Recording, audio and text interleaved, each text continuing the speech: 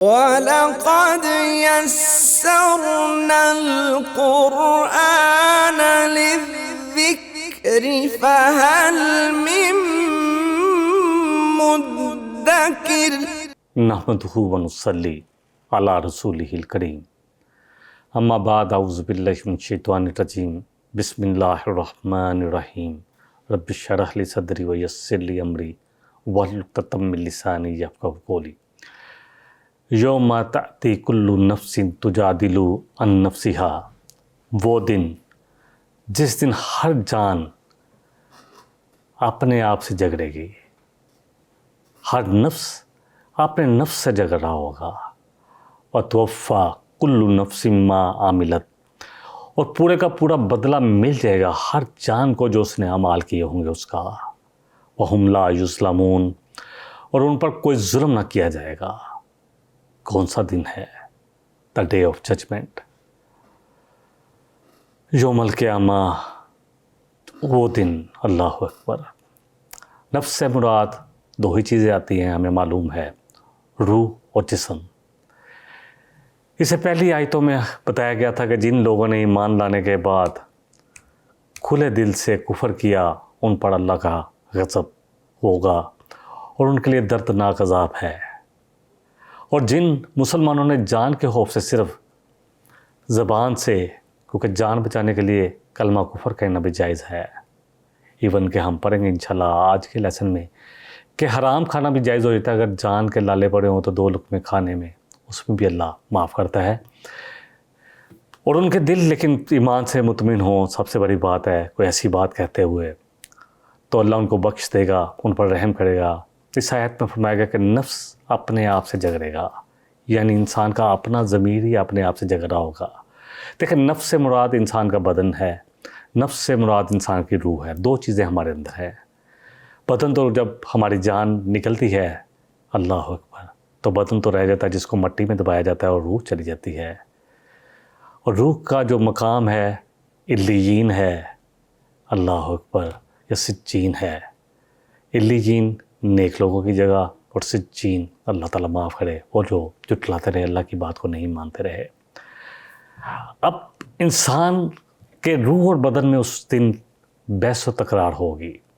ابن عباس رضی اللہ عنہ فرماتے ہیں کہ روح کہے گی کہ اے میرے رب، تو نے مجھے پیدا کیا کسی چیز کو پکڑنے یا کسی چیز کی طرف جانے کے لیے یا کہیں جانے کے لیے، نہ میرے پاس ہاتھ تھا نہ پاؤں تھے، نہ کسی چیز کو دیکھنے کے لیے میرے پاس آنکھیں تھی، نہ کسی چیز کو سننے کے لیے کان تھے، نہ سوچنے کے لیے عقل تھی، حتیٰ کہ تو نے مجھے اس جسم میں داخل کر دیا، تو میرا کیا قصور؟ مطلب انسان کی روح اور اس کا جسم، اللہ اکبر، ایک دوسرے کے خلاف ہو جائیں گے۔ سو اب تو نے جو بھی عذاب دینا مجھے نہ دے، میرے جسم کو دے، اس جسم کو دے جس میں تو نے مجھے داخل کیا تھا، میرا کیا قصور؟ جسم کہے گا اللہ تو نے مجھے پیدا کیا، میرا کیا حیثیت تھی روح کے بغیر؟ میں تو ایک تختہ تھا، جس طرح ہم مرتے ہیں تو لکڑی کے تختے پر ہماری لاشیں پڑی ہوتی ہیں، جانا ہی ہے، کل نفس ذائقۃ الموت۔ ایسی حقیقت ہے کہ جتنے مرضی بھی ایتھیسٹ آ گئے، جتنے مرضی بھی اللہ کو نہیں مانتے، رسولوں کو نہیں مانتے، قیامت کو نہیں مانتے، بہت سارے لوگ آئے، لیکن موت کو تو سب مانتے ہیں۔ تو جسم جو روح نے تو کہہ لیا، اب جسم کہے گا تو میں کیا تھا؟ تو نے مجھ میں روح ڈالی، نہ میں دیکھ سکتا تھا، لیکن جب روح تو نے ڈالی تو پھر میں نے دیکھنا شروع کر دیا، پھر میں نے بولنا شروع کر دیا، یعنی جان جو آئی میرے اندر، روح آئی، اسی نے مجھے سب کچھ دیا۔ سو ہر قسم کا عذاب روح کو تو، میرے جسم کو تو اب چھوڑ دے، روح کو لے لے، اللہ اکبر، اور مجھے نجات دے دے۔ قیامت کے دن ایسا نفسا نفسی کا عالم ہوگا۔ اصل بات یہ ہے جو ہمیں سمجھنے کی ہے کہ اپنا جسم، اپنی روح ایک دوسرے سے تکرار کرے ہوں گے تو باقی کیا رہ گیا؟ ہر شخص جو کہہ رہا ہوگا کہ اس کی وجہ سے میں خراب ہوا، وہ کہے گا تو میری وجہ سے کیوں خراب ہوا؟ تو خود خراب تھا، میں نے تجھے کب کہا تھا؟ میں نے تجھے ایک دعوت دی، تو نے فوراً قبول کر لی، تو انکار کر دیتا، میں نے تجھے سے زبردستی تو نہیں کروایا۔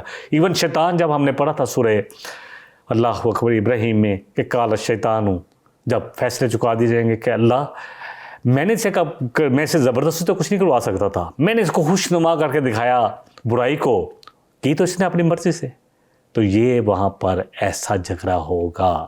بہرحال اب جب یہ ہوگا تو کہیں گے اب تلاش کرو، سب پریشان ہوں گے انسان کہ کسی کو تلاش کرو جو ہماری سفارش کر سکے. اللہ تو آج اتنے غضبناک ہے کہ اللہ اکبر، ہم اللہ سے کیا بات کریں، کس منہ سے بات کر پائیں گے. آدم علیہ السلام کے پاس جائیں گے کہ آپ ابو البشر ہیں، آپ ہمارے لیے سفارش کریں. تو کہا آدم کہیں کہ آج میرا رب اتنے شدید غضب میں ہے، غصے میں ہے کہ اس سے پہلے کبھی نہ دیکھا، نہ ہوگا، نہ تھا اور نہ پھر ہوگا. تو میں کیا بات کروں، میں نے تو اپنے رب کی نافرمانی کی تھی، مجھے منع کیا گیا تھا کہ اس درخت کا پھل نہیں کھانا، اور مجھ سے میں نے کھا لیا تھا. تم اس طرح کرو کہ نوح علیہ السلام کے پاس جاؤ جو آدم ثانی کہلاتے ہیں. جب نوح علیہ السلام کے پاس جائیں گے تو نوح علیہ السلام کو بھی کہیں گے کہ آپ ہمارے لیے اللہ سے سفارش کریں، ہماری شفاعت کریں. سارے انسان تو نوح علیہ السلام کہیں گے کہ میرے سے ایک ایسی میں نے دعا مانگ لی تھی جو مجھے نہیں مانگنی چاہیے تھی، اور اللہ جو ہے وہ آج اتنا غضبناک ہے تو میرے سے تو بات نہیں ہو پائے گی. پھر وہ لوگ ابراہیم علیہ السلام کے پاس آ جائیں گے، باب الانبیاء، جن سے بہت ساری آج جتنا بھی ابراہیم کارڈ کی بات کر رہی ہے ساری نسلیں تو جوڑتی ہیں. لیکن اب جو سمجھنے والی بات ہے جس پہ میں نے الحمدللہ پہلے بھی بات کی، کہ اصل بات یہ ہے کہ اب اللہ کے نزدیک ایک ہی دین ہے، وہ ہے اسلام. اور جو اس کے علاوہ کچھ اور چاہے گا، چاہے یہودیت چاہے، چاہے عیسائیت چاہے، یا کچھ اور مذہبی چاہے گا، اس سے وہ قبول نہیں کیا جائے گا. جب قبول ہی نہیں کیا جائے گا تو اس کے سارے اعمال ہی رد ہو گئے. نیکی کے اعمال کے بدلے آپ ایک چیز ہم جب دیکھتے ہیں نا، اب میں اور آپ سمجھنے کی کوشش کریں کہ نیکی کا بدلہ تو ضرور ہے. مومنوں کو اگر دنیا میں نہیں ملتا لیکن اللہ کافروں کو دیتا ہے. ہم دیکھتے ہیں کہ ان کی ترقیاں، وہ جو اچھے اعمال کریں ان کو کتنی یہاں ترقیاں مل رہی ہیں، مسلمانوں کو اس حساب سے نہیں ملتی. کیونکہ اللہ سبحانہ و تعالیٰ کا پیمانہ ہے کہ مسلمانوں کو لیے آخرت ہے اصل بات. اور ہمیں یہ سمجھنا بھی چاہیے کیونکہ ہماری بھی آج ساری صحیح، ساری کوشش، ساری سٹرگل، ایون کہ ہماری تعلیم کس کے لیے ہے؟ صرف دنیا کا کیریئر بنانے کے لیے. جی بلیو می، ہمارے لیے آخرت کچھ میں نہیں رکھتی ہے کہ نہیں رکھتی. یہ میں اور آپ کسی کے اوپر تو نہیں الزام لگا سکتے. خود اپنے اندر جان کے دیکھیں کہ میری زندگی میں، میرے مقصد میں آخرت کتنی ہے اور دنیا کتنی ہے.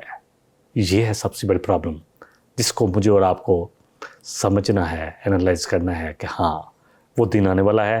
پھر یہ لوگ ابراہیم علیہ السلام کے پاس جائیں گے، آپ اللہ کے نبی ہیں، آپ تو اللہ کے خلیل ہیں، اپنے رب سے سفارش کریں. تو وہ بھی کہہ دیں گے کہ میں آج کچھ بھی نہیں کر پاؤں گا. موسیٰ علیہ السلام کے پاس، پھر عیسیٰ علیہ السلام کے پاس، پھر آئیں گے نبی کریم صلی اللہ علیہ وسلم کے پاس. اللہ اکبر. موسیٰ علیہ السلام بھی کہیں گے کہ میرے سے ایک قبطی کا قتل ہو گیا تھا، تو آج میرا رب جتنا غضبناک ہے میں تو اس سے کوئی بات نہیں کر پاؤں گا. پھر عیسیٰ علیہ السلام بھی اسی طرح ان سے بھی کہیں گے کہ آپ کو روح اللہ کہا گیا ہے، آپ کی طرف مریم علیہ السلام پر القاء کیا گیا. لیکن وہ بھی انکار کر دیں گے اور سب کہیں گے کہ محمد صلی اللہ علیہ وسلم کے پاس چلے. تو سب آ جائیں گے محمد صلی اللہ علیہ وسلم کے پاس. تو آپ فرماتے ہیں کہ میں اس دن جا کر سجدہ کروں گا، عرش کے نیچے جاؤں گا اور اللہ کے سجدے میں گر جاؤں گا. کتنی دیر سجدے میں رہیں گے؟ اللہ اکبر. نبی صلی اللہ علیہ وسلم پایا پھر میرا اللہ جب چاہے گا مجھے ایسے کلمات سکھائے گا اسی سجدے میں جو اس سے پہلے مجھے نہیں آتے ہوں گے. ایسے کلمات مجھ پر کھولے جائیں گے. پھر کہا جائے گا اے محمد صلی اللہ علیہ وسلم سر اٹھائیں، آپ کی بات سنی جائے گی. اتنا سخت دن ہے. ہماری عمریں کتنی ہیں یہاں پر؟ قیامت کا دن 50,000 سال کا ہے. ہمیں شاید یقین نہیں آتا. اصل بات یہ ہے کہ بہت ساری چیزیں جب ہمیں سائنس پروف کرتی ہے تو ہمیں یقین آتا ہے، ورنہ آتا نہیں ہے. پھر کہا جائے گا کہ آپ اب سوال کریں، اب آپ کی بات سنی جائے گی. تو آپ صلی اللہ علیہ وسلم، اللہ اکبر قربان، آپ کی ذات پر یقین جانے اتنے احسانات کہ آپ کس کے لیے بات کریں گے. باقی سارے نبی نفسی نفسی کیا ہے، اللہ میری جان کا میں سوال کرتا ہوں، باقی سوال تو بعد میں ہوں گے، پہلے مجھے بچا لیں.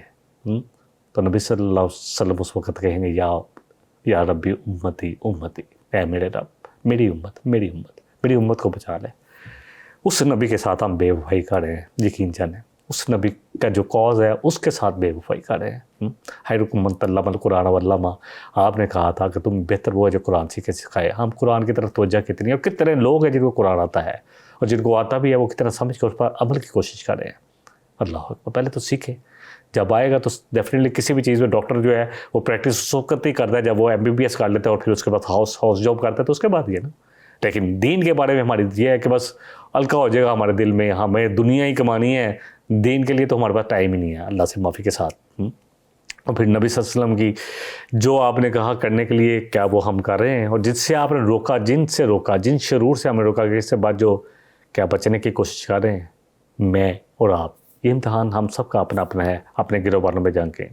اگلی آیت ہے وَضَرَبَ اللّٰهُ مَثَلًا، اللہ ایک مثال دیتا ہے، قَرْيَةً كَانَتْ آمِنَةً مُطْمَئِنَّةً، کہ ایک ایسی بستی کی جو بڑی امن سے رہ رہی تھی، بڑی مطمئن تھی، یَأْتِیہَا رِزْقُهَا رَغَدًا، اور آ رہا تھا رزق ہر طرف سے، من کل مکان، ہر مکان سے، ہر سمت سے، وَكَفَرَتْ بِأَنْعُمِ اللّٰہ، تو انہوں نے اللہ کی نعمتوں کا انکار کیا، نہ شکری کی۔ کفر نہ شکری کے لیے بھی آتا ہے، انکار کے لیے بھی آتا ہے۔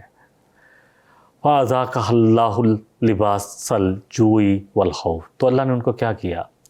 اللہ نے ان کو بھوک، اللہ اکبر، اور خوف کا لباس پہنا دیا۔ یہ اصل بات پہلے تو مکہ کی بستی کے لیے ہو رہی ہے، اور اس پر انشاءاللہ کچھ بات اپنے ملک پر بھی کریں گے۔ اللہ اکبر، پاکستان، جہاں آج مسجد میں باہر پہرے دار کھڑے ہیں، اور ایسے قانون بنائے جا رہے ہیں، اللہ سے معافی کے ساتھ کہتا ہوں کہ غریب آدمی، جبکہ پاکستان کا دستور تھا کہ ہر شخص کا حق ہے کہ اسے رہنے کی کوئی جگہ ملے، اسے روٹی، کپڑا اور مکان ملے، اتنا اس کو ضرور ملے کہ وہ کھا سکے جو محنت کا شے ہے۔ لیکن آج کیا ہو رہا ہے؟ آئی پی پی بنائی گئے کہ چاہے بجلی بنے نہ بنے، ان کو تو ایک مخصوص رقم دینی ہی دینی ہے۔ لوگوں کو پہلے کہا گیا کہ آپ سورج، اللہ نے، اللہ اکبر، سولر انرجی سورج سے ہم حاصل کرتے ہیں، پہلے سولر بیچے گئے۔ ایک ایک چیز دیکھ لیں کہ ان لوگوں نے مرنا نہیں ہے، ان کی اولادوں نے مرنا نہیں ہے، کہاں لے کے جائیں گے یہ سارا پیسہ؟ جب ہم لوگوں کے ساتھ زیادتی کریں گے تو کیا چین سے رہ پائیں گے؟ اللہ اکبر۔ بہرحال اس پہ بات کرتے ہیں اور مزید یہ آیت کو مکمل کر لیتے ہیں۔ تو انہوں نے اللہ کی نعمتوں کا انکار کیا، فَأَذَاقَهَا اللّٰهُ لِبَاسَ الْجُوعِ وَالْخَوْفِ بِمَا كَانُوا يَصْنَعُونَ، جو انہوں نے کرتوت کیے تھے، کمائی کی تھی، اس کا مطلب تو یہی تھا نا کہ اللہ نے ان کو بھوک اور خوف کا لباس پہنا دیا۔ آج ہمارے یہاں بھوک بھی دیکھ لیں، کچھ لوگ ہیں جو خوشحال ہیں، کچھ لوگ ہیں جو کاروبار کر رہے ہیں خوشحال ہیں، باقی تو ہر شخص پورا مہینہ جو ہے نا اپنی کیلکولیشن کرتا رہتا ہے کہ کیسے مہینہ پورا کرنا ہے، کیسے مجھے اپنے گھر کو چلانا ہے۔ ایسا مجبور کر دیا کہ دین کی طرف کیا لوگ آئیں گے؟ الحمدللہ پھر بھی آ سکتے، جو آنے والے آ جاتے ہیں الحمدللہ، جن کے لیے اللہ آسانی بھی پیدا کر دیتا ہے، لیکن لوگ کتنے خوشحال ہیں، یہ قوم کتنی خوشحال ہے، اللہ اکبر۔ یہ ہم سب، آج تو میڈیا اتنا آزاد ہے کہ ہر چیز ہمارے سامنے ہے۔ کفار مکہ کی طرف پہلے آتے ہیں، جو جس کا خاص کانٹیکسٹ تو مکہ کے تھے، کیونکہ وہاں پر لِإِيلَافِ قُرَيْشٍ إِيلَافِهِمْ رِحْلَةَ الشِّتَاءِ وَالصَّيْفِ، کہ اللہ نے ان کے سردی گرمیوں کے جو سفر آسان کر دیتے، کیونکہ مکے کے مجاور تھے، 360 بت ہر قبیلے نے رکھا ہوا تھا اپنا بت، اس کو پتہ ہے انہوں نے تو ہمارا بت ہی نکال دینا، اور اللہ تعالیٰ معاف کرے، ان کے حساب سے تو الہ ہی تھا اور کعبے کی تعظیم تھی، ان کو یہ مجاور تھے، جہاں بھی جاتے ان کے لیے آسان تھا، ان کو کوئی ٹچ بھی نہ کرتا تھا، اللہ اکبر۔ لیکن جب رسول اکرم صلی اللہ علیہ وسلم آئے، پھر انہوں نے جب نافرمانی شروع کی، رسول صلی اللہ علیہ وسلم کو، جن کو یہ کہتے تھے صادق اور امین، ان کی بات نہ مانی، پہچان کے باوجود ضد اور ہٹ درمی کی وجہ سے انکار کیا۔ ابو جہل سے کسی نے کہا کہ کیا تمہیں نہیں لگتا کہ محمد صلی اللہ علیہ وسلم نے کبھی جھوٹ نہیں بولا، اور ان کی جو شخصیت ہے جو ہمارے سامنے آج تک وہ ہمارے سامنے رہے، کہ وہ کیا ہو سکتا ہے کہ اس معاملے میں جھوٹ بولیں گے، اللہ کے بارے میں جھوٹ بول دیں گے؟ تو کہنے لگا مجھے پتہ ہے کہ وہ سچ کہہ رہے ہیں، لیکن اگر ہم نے، ہمارا اور ان کا قبیلہ ہمیشہ مقابلے میں رہے، اگر ہم ان کو نبی مان لیں گے تو ہمارا قبیلہ تو نیچے آ جائے گا۔ قبائلی عصبیت، کاروباری عصبیت، ہماری تو معاشرت تباہ ہو جائے گی، ہماری معیشت تباہ ہو جائے گی، یہی مسائل تھے۔ بہرحال یہ اللہ اکبر، یہ آرام سے رہ رہے تھے، لیکن پھر ان پر جب نبی کریم صلی اللہ علیہ وسلم ہجرت کر گئے، جب انہوں نے ظلم کی انتہا کی، اب مشکلیں آئیں۔ شیب ابی طالب میں تو انہوں نے مسلمانوں کو رکھا، بہت مشکل دور، حضرت خدیجہ الکبریٰ رضی اللہ عنہا، اسی میں وفات پا گئی، بڑی کمزوری آئی۔ سارا جو معاملات ہوئے، ابو طالب انہوں نے اسلام تو قبول نہیں کیا تھا، لیکن کہ میں اپنے باپ دادا کے دین پر رہنا چاہتا ہوں، لیکن یہ ہے کہ ساتھ تھے، شیب ابی طالب اس لیے کھلاتی ہے۔ لیکن جب مسلمان گئے تو انہوں نے پھر آسا آسا ان کے، کیونکہ ان کی تجارت جو تھی اس طرف جو تھی، شام کی طرف جو تھی، مدینے سے ہو کر گزرتی تھی، تو ناکہ بندی کی، تو اب ان میں مشکل آنی شروع ہوئی۔ ان پر پھر اللہ کی طرف سے کچھ عذاب بھی تھا کہ بھوک اور پیاس کو مسلط کر دیا گیا، ناشکری کی وجہ سے۔ تو اللہ اکبر، تو انہوں نے نبی صلی اللہ علیہ وسلم سے کیونکہ رسول اکرم صلی اللہ علیہ وسلم سے انہوں نے جو زیادتی کی تھی، آپ دعا دینے والے تو نہیں تھے، لیکن اللہ کا قانون تو بے لاگ ہے. ان پر کچھ قحط سالی آئی، اور یہاں تک قحط سالی آئی مکے میں کہ یہ مردار اور چمڑے کھانے پر اللہ اکبر مجبور ہوئے. ان کی بادمالیوں کی سزا، جو بڑا امن تھا وہ مکہ جس میں ہر وقت، اب وہ مکہ ڈیفرنٹ ہو گیا. تو ابو سفیان رضی اللہ عنہ بعد میں مسلمان ہوئے، آپ کے پاس آئے. آپ کے سسر بھی تھے، امی حبیبہ کے والد تھے رضی اللہ عنہ. تو کہا کہ اے اللہ کے رسول صلی اللہ علیہ وسلم، کہے محمد، مانتے تو نہیں تھے، کہے محمد صلی اللہ علیہ وسلم، آپ اللہ کو حکم ماننے والے ہیں، رشتہ داروں کے ساتھ حسن سلوک کا حکم بھی دیتے ہیں. آپ کی قوم ہلاک ہو رہی ہے، آپ دعا کیجیے ہمارے لیے. اب کہتا ہے تو دعا کیسے کروانے، پتہ تھا، ضدیں تھی نا. بعد میں مسلمان بھی ہوئے الحمدللہ ثم الحمدللہ. تو آپ ہمارے لیے دعا کیجیے. اور آج میں اب اس طرف آتا ہوں کہ آج ہمارا پاکستان کا کیا حال ہے. دنیا کی بہترین 2 بندرگاہیں ہمارے پاس ہے، 3 ہیں، پورٹ قاسم کراچی بندرگاہ اور گوادر کی بندرگاہ، جو بنی بنے بندرگاہ ہے، جہاں گہرا پانی اتنا ہے کنارے پہ کہ کوئی بھی شپ آ کر لگ سکتا ہے. دنیا کی بلند ترین چوٹیوں میں سے 7 میں سے 6 پاکستان کے پاس ہے. کھیورا مائن جس میں سونا اگل رہی ہے، اور اس کو کس ریٹ پہ انڈیا کے ساتھ کسی نے معاہدہ جس طرح آئی پی پی سے کیا ہے بس کیا ہوا ہے. ویسے تو انڈیا سے ہماری جنگ ہے، لیکن نمک وہ ہم سے لیتا ہے 10 روپے کا اور بیچتا ہے $10 کا. اللہ اکبر. یہ کس نے کیے معاہدے؟ پوچھا جائے کس نے کیے؟ جس نے کیے اس کو سزا دے اور معاہدوں کو معطل کرے. کس طرح کے معاہدے کیے کہ جو معطل ہی نہیں ہو سکتے، نہ آئی پی پی سے ہو سکتے، نہ یہ ہو سکتے ہیں. ہوا کیا؟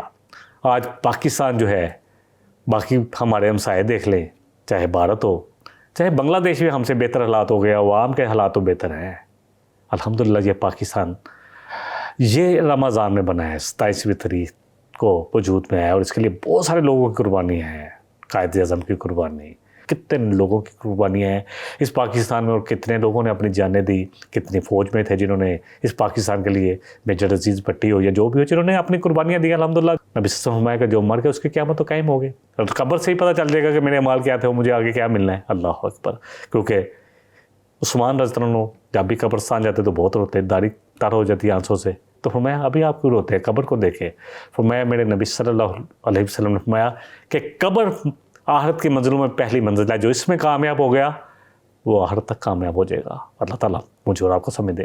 بادل پاکستان کے معاشی حالات دیکھ لے، ایسی فرقہ واریت اور ایسی فرقہ واریت کے آگے کہ خود لگائی گئی ہے. یقین جانے خود فرقے پیدا کیے گئے ہیں. Divide and rule. جو لوگ رول کرنا چاہتے ہیں وہ چاہتے ہیں کہ لوگوں کو آپس میں تقسیم کرو اور رول کرو. پوری دنیا میں یہی قانون چل رہا ہے، یہی اصول چل رہا ہے. آج حال یہ ہے کہ مسجدیں بھی ہماری جو ہے نا وہ بھی نہیں بچی ہوئی. ایسی دہشت ہے کہ لوگ مسجد میں جاتے بھی خوف کرتے ہیں بعض علاقوں میں کہ ابھی کوئی دھماکہ نہ ہو جائے. دنیا کی محبت اور جہاد اور موت سے فرار. حب الدنیا و کراہیت الموت، حب الدنیا و کراہیت الجہاد، 2 چیزیں ہم میں پیدا ہو گئی. آج امت مسلمہ کا جو برا حال ہے نا، چاہے ایک ملک لگا لے، چاہے کتنے ملک ہیں ماشاءاللہ، اور کتنے ہم ہیں، کتنے ہیں یہ وجود ہی، کیلکولیٹ تو کریں. 2 کروڑ، اور ہم کتنے ہیں؟ 2 ارب. حال کیا ہے؟ ضربت علیہم الذلۃ والمسکنۃ وباؤ بغضب من اللہ. یہ حال ہے ہمارا کہ ہم پر ذلت مسکنت تھوپ دی گئی ہے، اور اللہ بھی ہم سے غضبناک ہے کیونکہ ہم نے وہ تو کام ہی چھوڑ دیا. آپ نے فرمایا کہ تم پر ایک ذلت چھا جائے گی، وہ اقوام عالم پہ ایسے ٹوٹے گی تم پر جیسے بھوکے بیریوں پر، اور ایسی ذلت ہوگی. تو پوچھا کہ تعداد میں کیا کم ہوں گے؟ اتنے کم ہو جائیں گے ہم؟ اللہ کے رسول صلی اللہ علیہ وسلم فرمایا تم میں 2 چیزیں پیدا ہو جائیں گی. ایک حدیث کے الفاظ ہے حب الدنیا و کراہیت الموت. ایک ہی بات ہے کہ دنیا کی محبت موت نہیں چاہتے، اور حب الدنیا و کراہیت الجہاد. جہاد بھی کیا ہے کہ اللہ کی راہ میں جان جانی ہے. انسان جان لے کر مال لے کر نکلتا ہے. اللہ اکبر. اگلی آیت نمبر 113 سورہ نحل کی. وَلَقَدْ جَاءَهُمْ رُسُولٌ مِّنْهُمْ فَكَذَّبُوهُ. بے شک تمہارے پاس آئے ہیں تمہارے رسول جو تم ہی میں سے ہیں.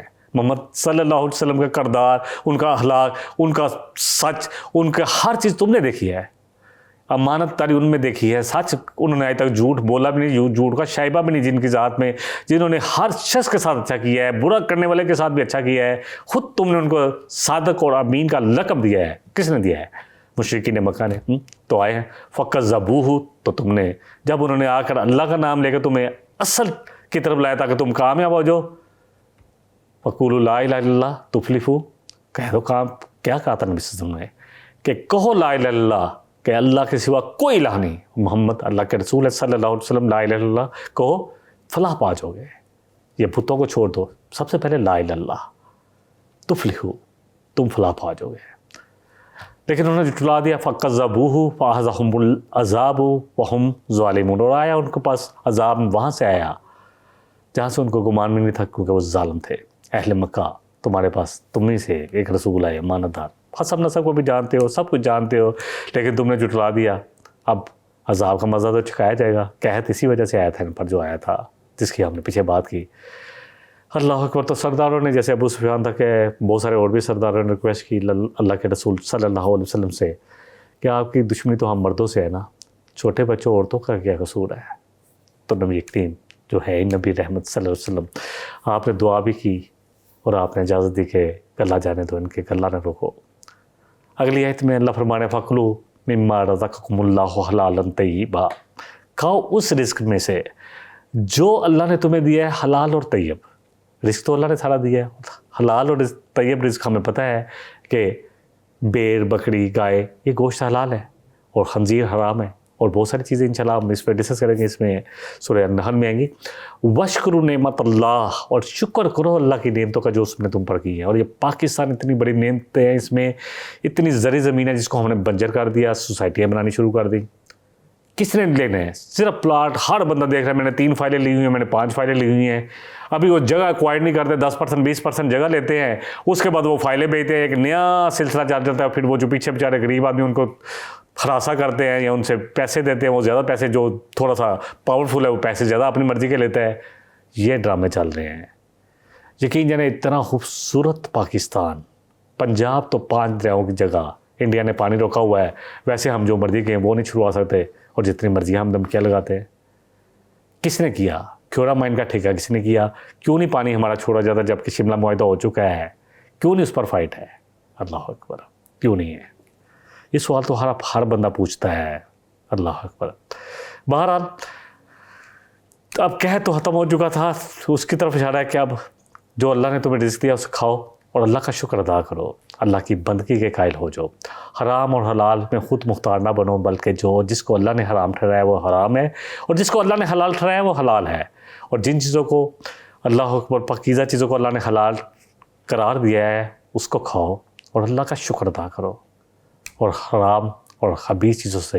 یہ بتوں کے جو آگے پڑا ہوتا ہے یہ سب انما حرم علیکم المیتۃ والدم اللہ فرما رہے ہیں کہ تم پر کیا حرام ہے اللہ تمہیں بتا دیتا ہے کہ تم پر حرام ہے ہر قسم کا مردار وہ اس کی تفصیل ہم نے بہت زیادہ سورہ المائدہ میں کر لی تھی کہ کون سا حلال ہے کون سا اور سب کو پتہ ہے کہ وہ حلال جس میں اگر جان ہو کوئی اوپر پہاڑی سے گرا جان ہے تو اس وقت ذبح کر لیا جائے جان ہے تو اس وقت کر لیا جائے تاکہ اس کا خون اور اس میں بھی اب سائنس کہتی ہے کہ جو مردار ہے اس کا خون نہیں نکل پاتا اور وہ انسان کے لیے انتہائی مضر ہے اور جس کا خون بہہ جائے جس جانور کا وہ انسان کے لیے بہتر ہے والدم اور خون بہتا ہوا تو ویسے ہی حرام ہے واللحم الخنزیری اور خنزیر کا گوشت یعنی سور کا گوشت وما احل لغیر اللہ اللہ فرما رہے ہیں فمن اضطر غیر باغ ولا عاد ہاں جو مجبور ہو جائے اور بغاوت کرنے والا نہ ہو یا اس کے دل میں پہلے حرام کھانے کا شوق نہ ہو فإن اللہ غفور الرحیم تو اللہ ایسے لوگوں کے لیے غفور الرحیم ہے اس میں یہ رایت ہے کہ اگر کوئی شخص بھوک کی وجہ سے جان بھی جا رہی ہو تو اتنا کھا سکتا ہے حرام جتنا کہ اس کی جان بچ جائے لیکن حرام کو چاہنے والا نہ ہو یہ مجبوری کا ہے وَلَا تَقُولُوا لِمَا تَصِفُ أَلْسِنَتُكُمُ الْكَذِبَ هَذَا حَلَالٌ وَهَذَا حَرَامٌ اپنی زبانیں تمہاری جھوٹ بھی کرتی ہیں جو مرضی اپنی زبانوں سے بولتے رہتے ہو جھوٹ سچ نہ کہو کہ یہ حلال ہے یہ حرام ہے لِتَفْتَرُوا عَلَى اللَّهِ الْكَذِبَ اللہ پر جھوٹ باندھتے ہو جا کے جی کسی سے پوچھ لو دلیل پوچھو اللہ کے واسطے میں ہمیشہ کہتا ہوں ماں مالک کے پاس ایک شخص آیا اس نے کسی مسئلے میں آپ سے پوچھا ان کا سوال ہی غلط ہے اس نے 2-3 دفعہ پوچھا تھا کہ سوال صحیح کرو مجھ سے پوچھا کہ قرآن اور حدیث اللہ اس کا رسول اس کے بارے میں کیا کہتا ہے ہم کہتے ہیں جب اسلام بزرگوں نے کہہ دیا تو دلیل کیوں مانگے اللہ مانگو دلیل کیوں نہیں مانگنی اللہ الکذب جھوٹ باندھتے ہیں ان الذین یفترون علی اللہ الکذب لا یفلحون، جو لوگ بھی اللہ پر جھوٹ باندھتے ہیں کبھی فلاح نہیں پائیں گے۔ مشرکین نے اپنی طرف سے بحیرہ، صاحبہ، وسیلہ اور حام اور پتہ نہیں کیا کیا بنا رکھے تھے، ان کا دودھ نہیں دیتے تھے۔ بحیرہ وہ ان اونٹنی کو کہتے تھے جس کو بتوں کے نام پہ چھوڑا تھا، کس وجہ سے کہ وہ پہلی دفعہ جو ہے 2 دفعہ مادہ اونٹنی جنتی تھی، پھر ایسے اونٹ کو جس کی سلب سے کوئی 10 اونٹنیاں جو ہیں ان سے بچے پیدا ہو جائے اس کو بھی چھوڑ دیتے تھے اللہ کے نام پہ، اللہ اکبر۔ جس پہ مادہ پہلا پیدا ہو اس کو وسیلہ بھی کہتے تھے، پتہ نہیں کیا کیا تھے، میں وہ آپ پڑھیں گے تو آپ اللہ اکبر آج ہم کیا کرتے ہیں وہ بھی دیکھ لیں۔ تو نارا اونٹنی کو چھوڑ دیتے تھے اور کہتے تھے نا اس پر جو بتوں کے نام پہ چھوڑ دیتے تھے نا، اللہ اکبر، اس کے پر کہتے تھے کہ نہیں ان پر بار برداری نہیں ہوگی، اب یہ ہمارے بتوں کے نام پر ہے۔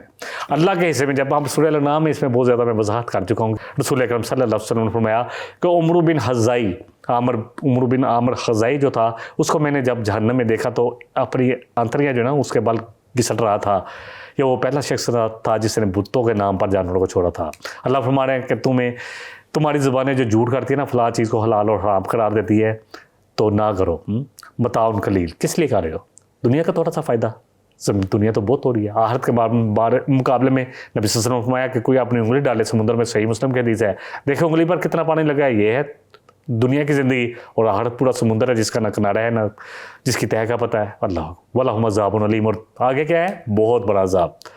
دیکھیں اس کو میں مکمل کر رہا ہوں، سورہ نساء کی آیت میں ہم نے پڑھا تھا کل متاع الدنیا قلیل والآخرۃ خیر لمن اتقی، ہاں دنیا کی زندگی بہت کم ہے اور آخرت کن کے لیے بہتر ہے؟ اللہ بہت بہتر ہے، جو تقوی کی روش پر چلیں گے۔